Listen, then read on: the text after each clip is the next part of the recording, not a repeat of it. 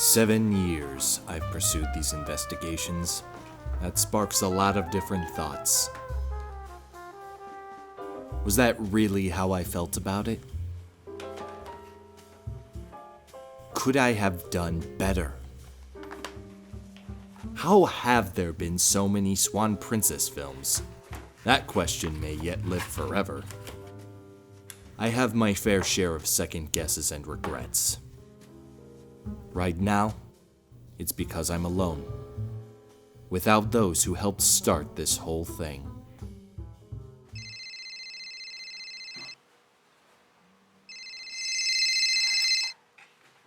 Steven, we just moved away. It's not the end of the world. Stop acting like we died or something. Sometimes I think they're still trying to speak to me.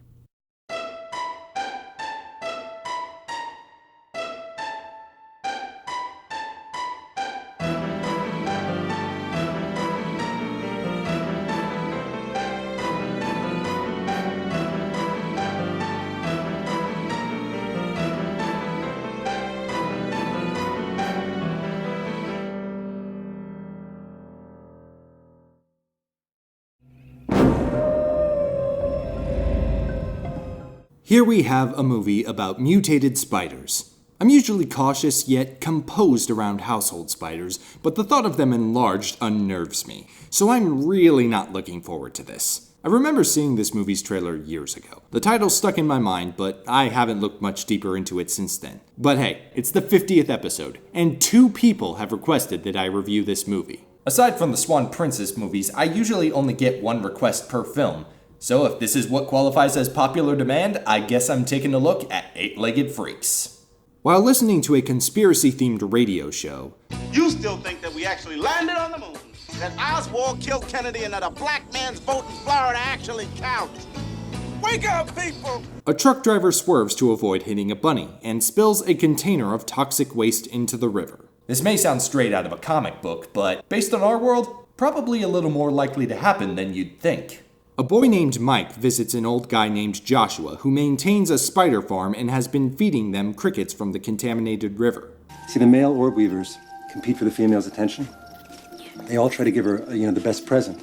Like bugs or rats or the occasional parrot. They're no Doc and Marty, but I can at least buy that they're generally enthusiastic about spiders. And despite the stereotype, Joshua doesn't even really seem that creepy. Oh man, am I in trouble? Then maybe you should have set your watch for when it's time to go, not for a time when you're gonna get in trouble. But at least he's in less trouble than Joshua.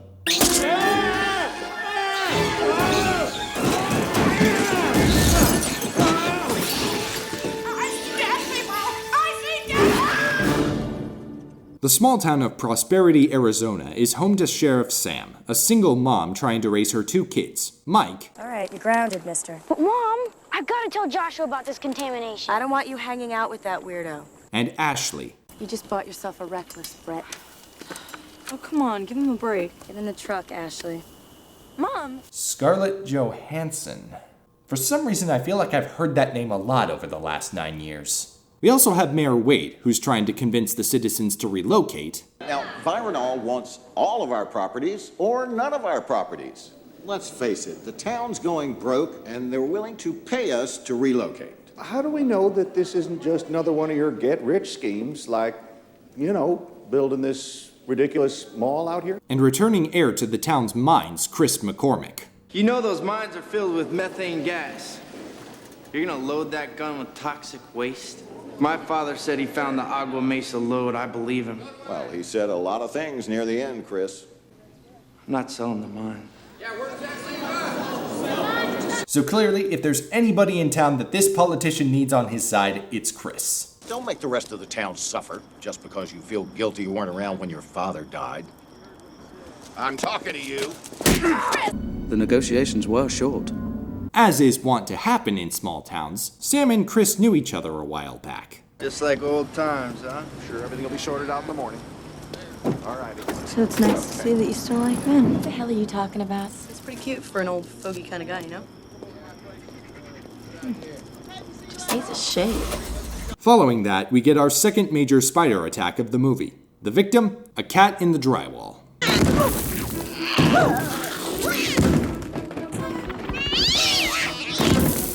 Due credit to the effects team for being able to accomplish this, but why? Oh my God. While his mom is distracted by teenage angst, Is that a stun gun? Protection. What, are you kidding me? I knew guys just like Brett when I was Mom, your age. I'm not you, okay? Mike sneaks away to warn Joshua about the spiders, finding the ruins of his shack. But rather than freaking the hell out, he documents his findings. From my initial estimates, the spiders have doubled. No, more like they're 5 times their original size. Meanwhile, Chris kickstarts a sweep of the mines and gives Mike a ride back to town. What's that? My friend Joshua sells exotic spiders.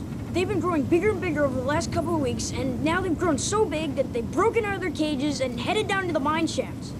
But you're not gonna believe me because I'm the kid, and they never believed the kid. I like the self-awareness here, as well as the fact that Chris is politely dismissive, as opposed to being a jerk.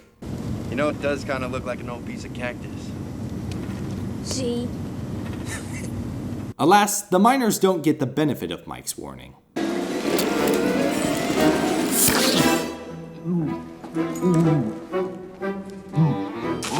I'm gonna stop this clip here because nope. But this is a good time to talk about the effects. This is CGI in a modestly budgeted 2002 movie, which, yeah. And yet these spider legs, which are practical effects, look great. The two presentations contrast a lot, and it's a bit distracting. Mike is busted by his mom. I went to Joshua's. What did I tell you about going over there? Mom, his spiders have become gigantic. This is exactly your problem right here. I don't want to hear any more of your media-induced, paranoid, delusional nightmares. Not that Sam would have listened, but Mike didn't even try to show her the video he recorded. Next, we learn that the mayor is mixed up in some shady business trying to sell the town's land. Do you have any idea what this town would do if they knew we were storing toxic waste without their consent? I let you guys run tests, putting that stuff in the mines that run under my own property. Not to mention he's playing the absent stepfather. I'll be back late, maybe not till morning. You owe me on this.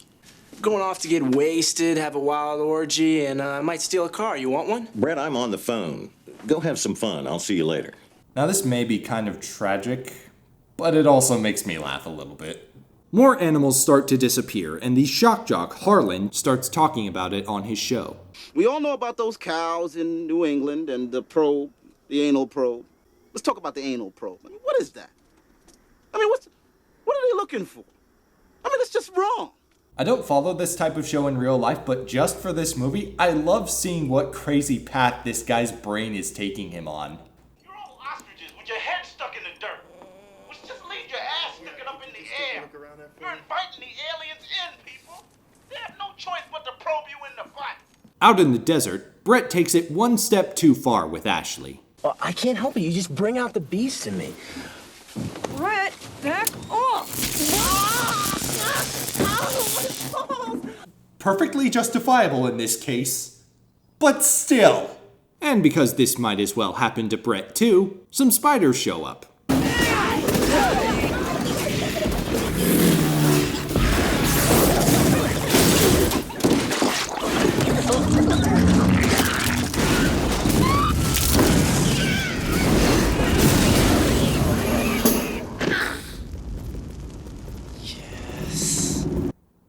You had something between you and the spiders, and you decided to stop and watch. I had only a little sympathy left for you, Brett, and now it's gone. The next animal victim is the dog of Chris's aunt, Gladys, and she gets captured going after it.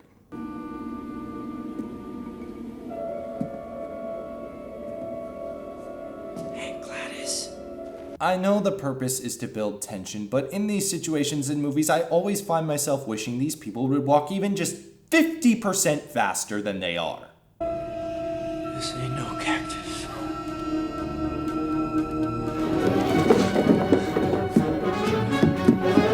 You took the evidence with you instead of just hoping people would believe you by your word. Good job, Chris! Chris brings the leg to Mike for confirmation. That's more like it. Unfortunately. What the hell is this? It's my media-induced paranoid delusional nightmare. Sam seems to be buying it, but just in case. Hey,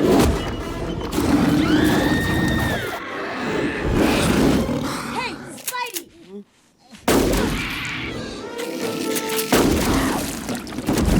After gathering some guns and flooring it, the group broadcasts an emergency announcement via Harlan's show. This is not a prank or one of Harlan's crazy stunts.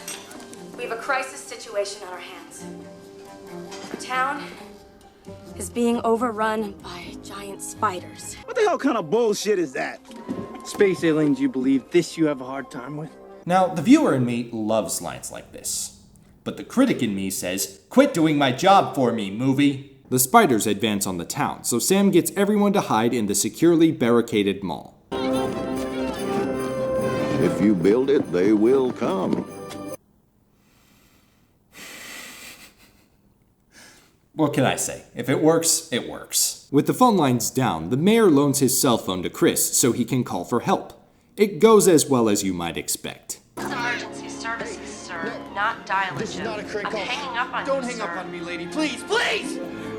It's an invasion! They're here! They're here! At first glance, over-the-top reaction. Nothing to see here. But you know what? If 911 hung up on you during a similarly extreme situation, you'd probably be hysterical too. The spiders break through the barricade and the citizens are trapped inside because the mayor locked them in. I don't know what he's hoping for, like that everybody dies so that he can sell the town's land. Did I just figure it out? Anyway.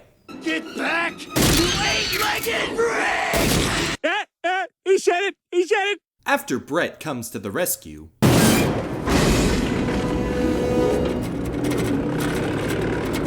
Brett? Chris leads everyone into the mines. No gunfire! No gunfire will set off the gas!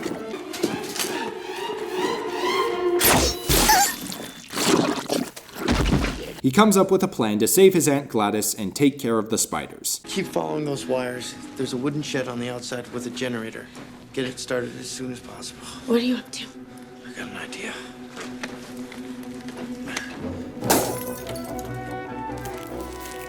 I get it.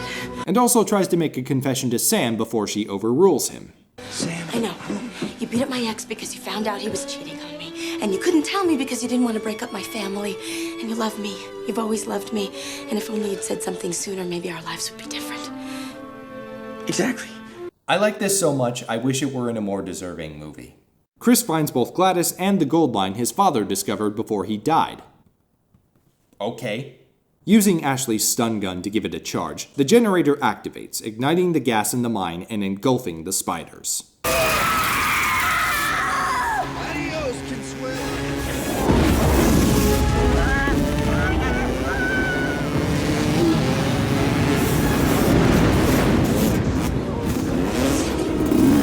One or both of you should be on fire right now, or at least badly burned. But of course, they're okay. Oh, not the mall. Please, not the mall.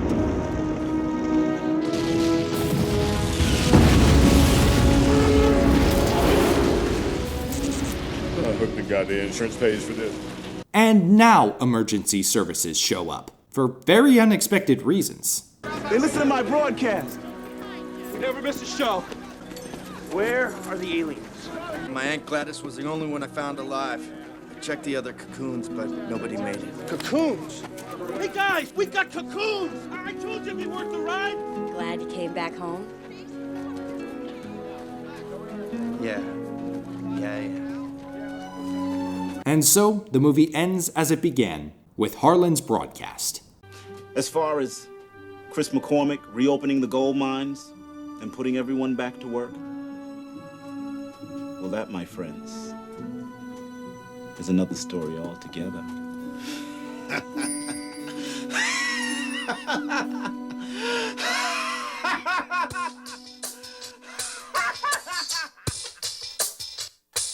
The itsy bitsy spider crawled up the water spout. So that was Eight-Legged Freaks. Much less discomforting and more fun to watch than I expected. The characters are established well, the interactions between people feel somewhat organic and amusing, gives the town character. The minor character MVP award goes to this barber. From his facial expressions to his speech patterns, he's just so fun to watch whenever he's on screen. I also have a decent amount of appreciation for the script being written like it knows how the audience thinks. On a basic level, this movie functions well enough. Aside from what I've said, there's probably a bit more I could criticize about it, but it almost feels unnecessary because this is pretty much a B movie. Several light comedic moments, whether played straight or with self-awareness, make clear this movie is not supposed to inspire true terror, unless you really hate spiders. I mentioned the inconsistent visual effects and their questionable quality, but given the budget and tone of this movie, you could probably excuse that because it doesn't detract from the vibe of the experience. At the end of the day, this is the kind of film you watch with friends so you can riff on it and have a good time, not something meant to be taken super seriously. That being said, just indulge me in a little bit more seriousness while I talk about its plot holes. Why didn't Mike show his mom the footage he recorded at Joshua's shack? Whether or not his mom would have believed him, the video had limited usefulness anyway because Mike's face took up most of the frame. Also, digital home video technology wasn't very far along, so it would have been pretty grainy as well. Why wasn't Sam the one to call emergency services? She did volunteer. It's hard to know if 911 would have believed her any more than they believed Chris, but as sheriff, she would make a more effective representative for the town. However, I'd also argue that she was busy providing leadership, guidance, and morale to the citizens holed up in the mall.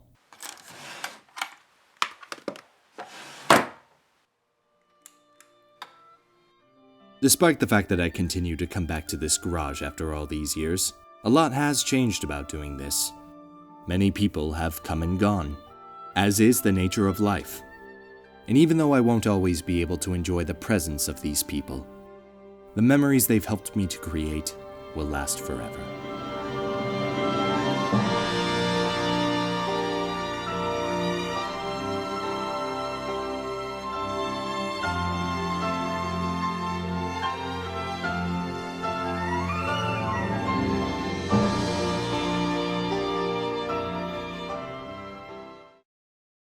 Out came the sun and dried up all the rain.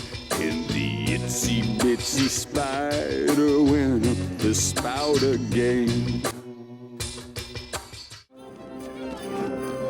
If you build it, they will come.